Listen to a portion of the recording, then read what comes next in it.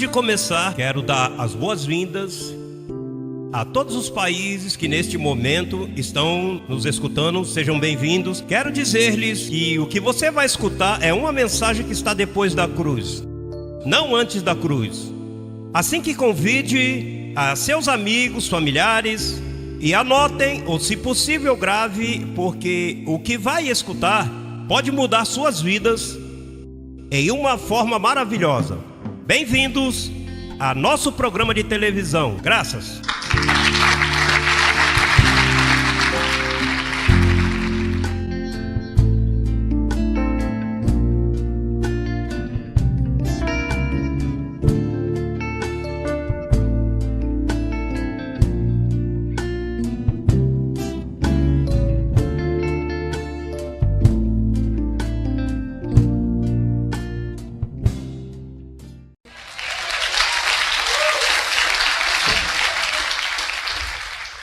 Bem, hoje vamos falar do mau poder de Deus.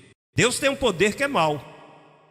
Deus tem poder que é bom, e é poder de Deus, mas este é mau.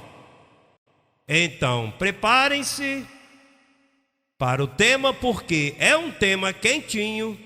Vamos começar a segunda carta a Tessalonicenses, capítulo 2, verso 11.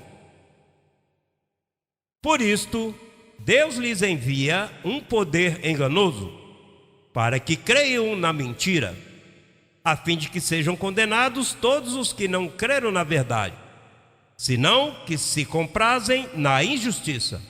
Qual é a verdade? A verdade é o Evangelho. Aquele que não quer o Evangelho, mas quer buscar de Deus, mas sem o Evangelho de Paulo, então Deus lhes envia um poder, e é poder de Deus, mas é enganoso.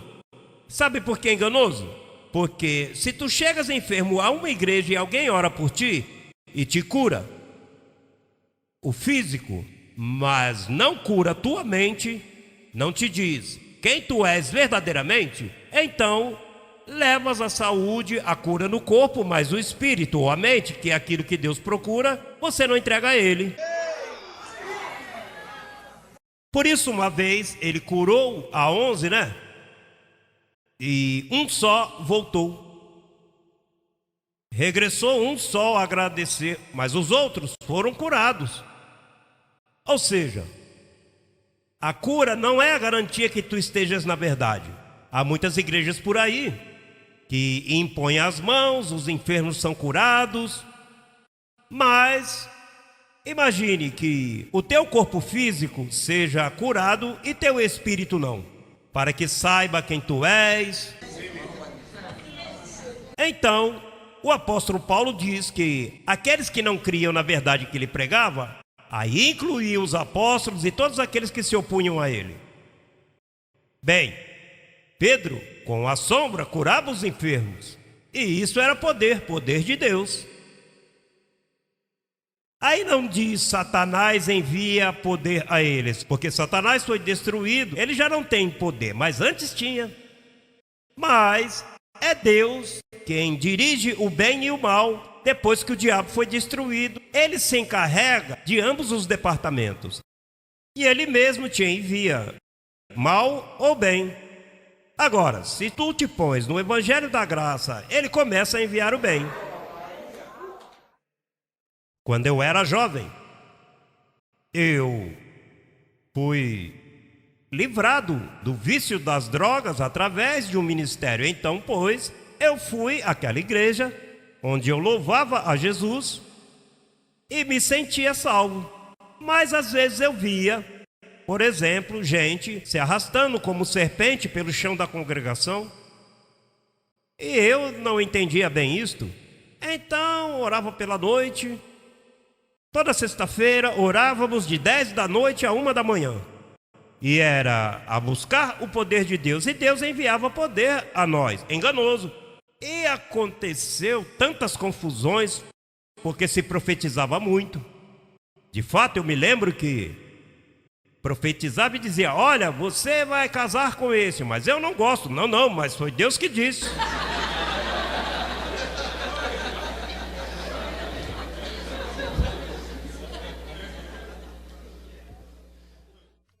E outra vez, outra irmã que era, imagine, a diaconisa da igreja, missionária, um dia saiu de um serviço desses e começou a arrancar as próprias unhas. E então, em meio disto, Senhor, eu sinto o teu poder. E isso é poder de Deus. Eu não sabia, é que era um poder enganoso. E essas igrejas que praticam isto de estar orando pelos enfermos, estar curando os enfermos, está buscando sinais e não conhecimento, diga conhecimento. Porque o conhecimento é o que leva a gratidão ao Senhor. A saúde física, até os espíritas fazem milagres. Psicólogos. A mente é um mundo tremendo. E então, pois, eu vi aquilo e, bom, isso aí é poder. Mas é poder enganoso. Porque essas igrejas que se dedicam à cura, a orar por enfermos, ao Senhor, mas você vai e diz, você sabia que você é um predestinado, escolhido desde antes da fundação do mundo? Isso é do diabo. Mas, ou seja, Deus escreveu teu nome no livro da vida antes da fundação do mundo. E te abençoou com todas as bênçãos. E eles dizem, isso não é assim não. Então tem que haver um engano aí. Ou seja, esse fruto de busca numa igreja evangélica ou pentecostal, quando ouve esta palavra que eu prego, me chamam de falso e de herege. Você também está sendo chamado de falso por vir aqui. Por quê? Porque você creu na verdade do evangelho, que te fez feliz, que te iluminou os olhos, que te disse quem tu és, de onde vês, onde estás e para onde vais, e chamam isso de falso, pois quer dizer que eles estão tratando com um poder enganoso. E eu vou te dizer de onde nasce este poder enganoso. Veremos bem claro. Vamos a Mateus capítulo 19, verso 14. Diga, antes da cruz. Lembre, se você vir Jesus antes da cruz, terá problemas. Você tem que ver a Jesus Cristo depois da cruz, que é quando começa o ressuscitado. Diga, o ressuscitado. Essa é a diferença deste ministério, que nós estamos depois da cruz e as igrejas evangélicas estão antes da cruz. E antes da cruz aconteceram muitas coisas. Por exemplo, em Mateus capítulo 19, verso 14.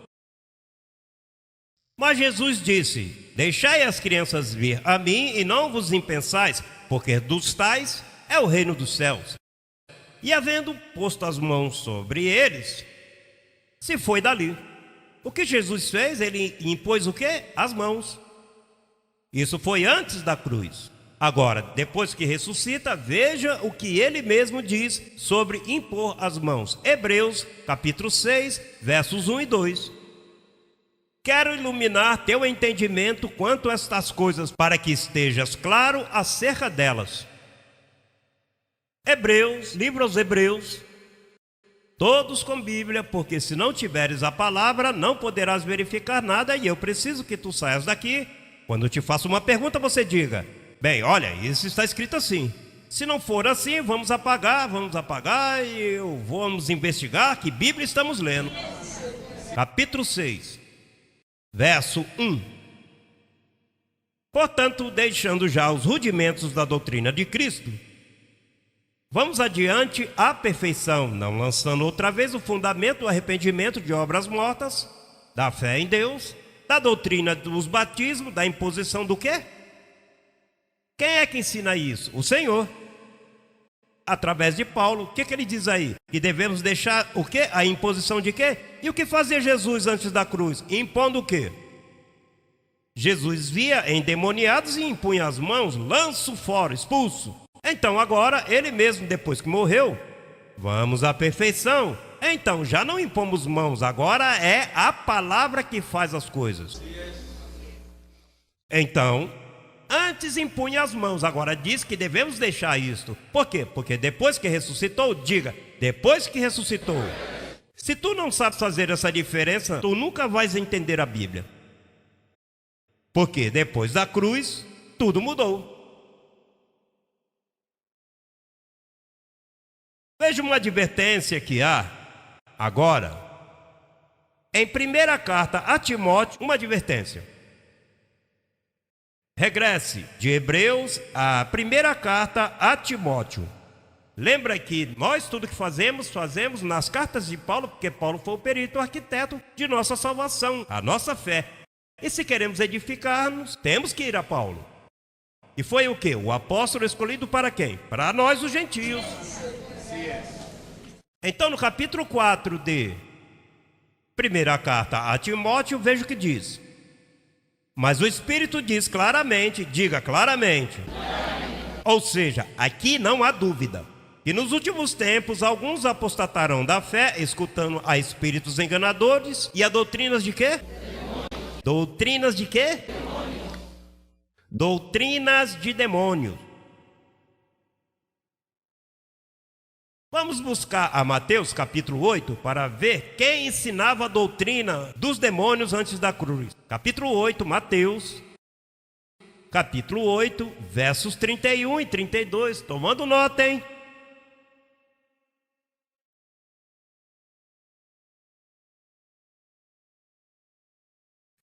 Como a pessoa se afasta da fé escutando doutrina de demônios. Capítulo 8, verso 31 e 32.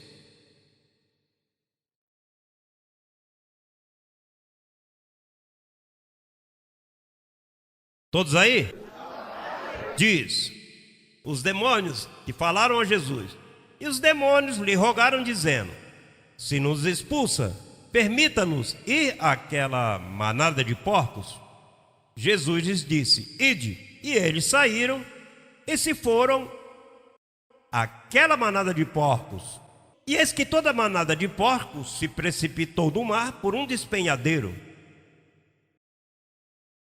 Isso é um caso de muitos casos onde Jesus expulsava demônios. Sabe o que significa expulsar demônios? É ensino de demônios, de expulsar demônios. Pois antes da cruz, Jesus expulsava demônios. Mas quando morreu na cruz, destruiu ao diabo e todos os demônios foram destruídos. E os demônios se acabaram. Mas uma pessoa que não sabe isto, por não dividir antes da cruz, depois da cruz, vai a uma congregação e lhe diz, irmãos, eu sinto que aqui tem gente endemoniada. Passe à frente. E você está com dor de cabeça continuamente, se tem uma palpitação muito forte, se está tendo pesadelos. Isso são demônios de nicotina, demônios disso, daquilo, de álcool, demônios do sexo.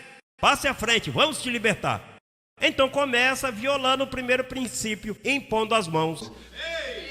Quando o apóstolo disse, deixando já isto, isso é obras mortas.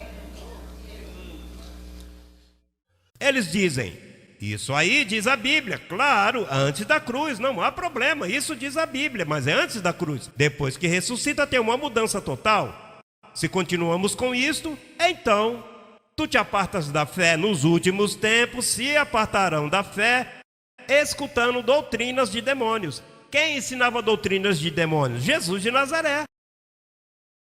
Porque os demônios estavam ali, eles tinham que ensinar acerca dos demônios. Ninguém havia ensinado sobre os demônios. Jesus de Nazaré é quem fazia isto.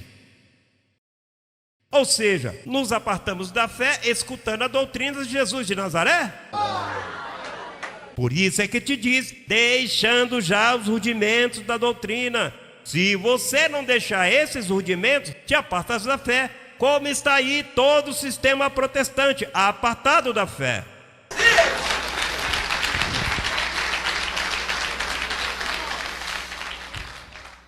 Os pastores aqui dizem que eu ensino doutrinas de demônio. Se aqui eu não expulso demônios, eles é que expulsam demônios e me acusam a mim de... tão loucos. Se eu acabei com os demônios, Jesus os expulsou, então eu acabei com esse tema, eu não falo disto. Mas eles dizem que eu tenho doutrina de demônio. Que demônios mais lindos que eu ensino, que te fazem livre. Se os demônios que eu prego são assim, então que me mande para o inferno com eles. Imagina, hein?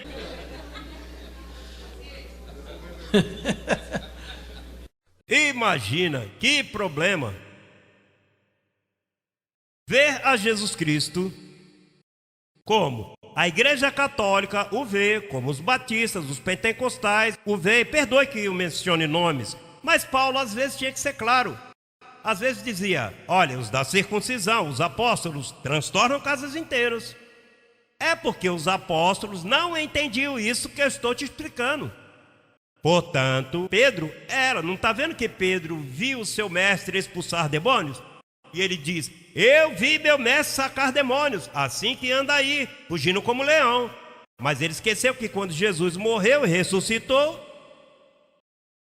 não está vendo que Pedro era um pescador? Ele não conhecia Ezequiel 28:19, ele não conhecia Isaías 27:1. Mas Paulo era bom conhecedor dos profetas.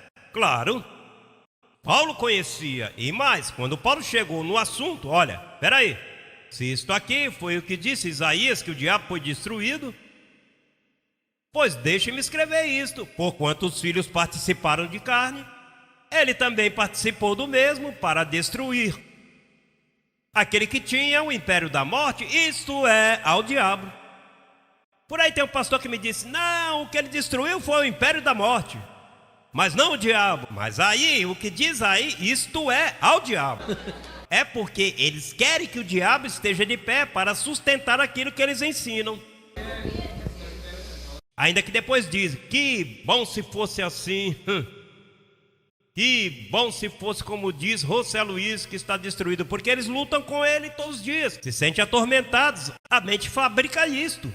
Por isso é que você não pode mais trabalhar com a mente. Você tem que trabalhar com o que está escrito. É isto que eu tenho te ensinado. Olha, está escrito. Procure que esteja escrito. Porque tem gente que diz: não, é que não me ensinaram assim, mas está escrito. É um perigo. Se tu perdes de vista isso que eu estou te dizendo, não há garantias para ti.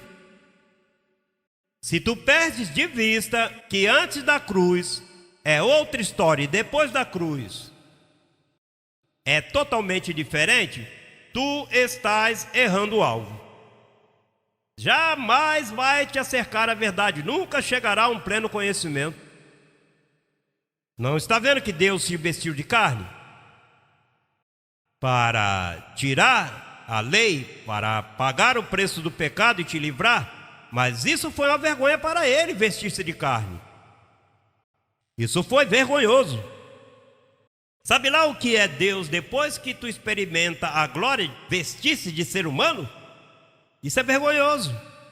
Isso é como se mudassem teu corpo agora. E olha, você agora está usando 15% do teu conhecimento e teu corpo, revestido de incorrupção, entras numa glória que não te faz voltar atrás. Ainda que te ofereça milhões, não, rapaz, eu quero é isso. Mas ele, sendo Deus, não levou em conta isto e se humilhou até o sumo, tomando forma. Aí é que está a humilhação. Tomou forma de homem para libertar-nos do pecado. Mais uma vez, tenha resolvido esse assunto, ele disse: se acabou isso, vou para a minha glória, para que você siga pregando ele como Jesus de Nazaré. Isso não se pode. Não está vendo que as doutrinas chamadas cristãs estão formadas de Jesus antes da cruz? Não depois. Depois quem está é Paulo.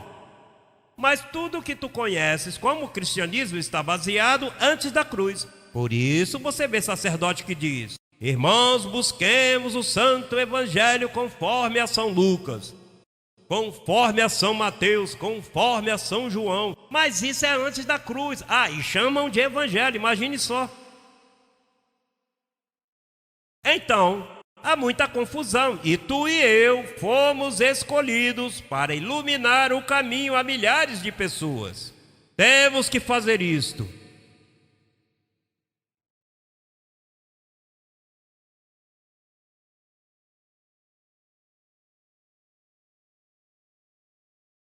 Mateus 21. Veja o que acontece se tu não olhas depois da cruz. Mateus 21.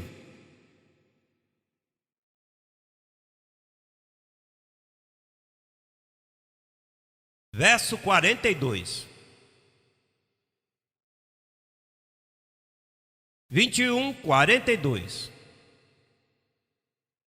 Jesus lhes disse: nunca lestes nas Escrituras: a pedra que os edificadores desprezaram veio a ser cabeça, pedra angular? O Senhor fez isto, e é coisa maravilhosa aos nossos olhos. Portanto vos digo que o reino de Deus será tirado de vós e será dado a pessoas que produzam os frutos dele. Somos nós, hello! E aquele que cair sobre esta pedra, esse é Jesus de Nazaré. Aquele que cair sobre esta pedra será quebrantado, e sobre quem ela cair, lhe despedaçará. Assim o sistema anda, o sistema evangélico despedaçado. Todos ensinam diferente.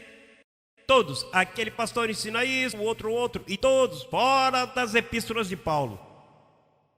E não sabem o que dizem, e não sabem o que verificam, e pensam que sabem, e se chamam de doutores, se chamam de evangelistas, se chamam, e não sabem. Eles são cegos guiando outros cegos. Simplesmente, sabe por quê? Porque a pedra que despedaça caiu sobre eles, Jesus de Nazaré. Jesus de Nazaré foi uma bênção, agora é uma serpente que te destrói.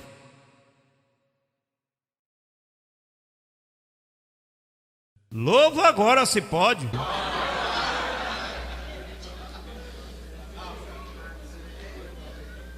Se quiser pegar um ramo desses, esperar pela Semana Santa, vai a uma procissão católica dessas, beijar o pé do menino, o menino Deus. O menino Deus, o que tem feito é danificado a toda a Colômbia. O menino Deus, que menino? Ele não é menino nenhum, ele cumpriu 33 anos e se vestiu de glória. É um bom moço, que menino. Ah, e como menino não pôde fazer nada, e mais, vou te dizer uma coisa. Antes dele morrer, ele não pôde, o que ele lidava era com carne. Curava enfermos, limpava leprosos, mas pelo Espírito não podia fazer nada, porque enquanto ele não morresse, não podia salvar a ninguém. E mais, se não morresse e ressuscitasse, Deus se perderia. Danificava tudo. Então, ficaria aí o diabo, Satanás. Então o primeiro Adão ficaria como rei da terra. Por isso, quando Pedro lhe disse: bom mestre, não vá à cruz. Olha, será que esse é meu amigo ou meu inimigo? Nem todo aquele que te pede que não sofra é teu amigo. Bom mestre, não vá à cruz. Imagine, se ele não fosse à cruz, não haveria nada. O mundo teria ficado em trevas. Não sofras. Ele disse para ele: aparta-te de mim, Satanás. Estão te usando, Pedro. Assim que estamos tratando com um assunto, você liga a televisão e aí estão impondo mãos. Estão impondo mãos? Todos esses evangelistas que oferecem campanhas, que oferecem às pessoas, ajuda às pessoas, eles estão bem intencionados. Mas aqui não vale somente a boa intenção, o que vale é a verdade. Porque enquanto eles continuarem assim, Deus vai continuar enviando poder a eles. É poder de Deus, mas é enganoso. Porque não te deixa aceitar o evangelho. Mas veja, se é poder de Deus na minha igreja, eu vi o milagre, eu vi quando, olha, ele chegou com uma perna mais curta que a outra, e eu vi como a perna dele fez assim, eu já vi isso. Pá! Agora estão iguais. Poder de Deus, mas eu não quero este. É como a sabedoria de Deus. Você quer ela? Você quer a predestinada. Mas a primeira não, porque a primeira não te faz sacar a ele. Você quer esse poder de Deus? Tenha cuidado, hein? O único poder que eu quero de Deus é o do Evangelho. Porque não me envergonho do Evangelho, porque é poder de Deus. Olha! Hello!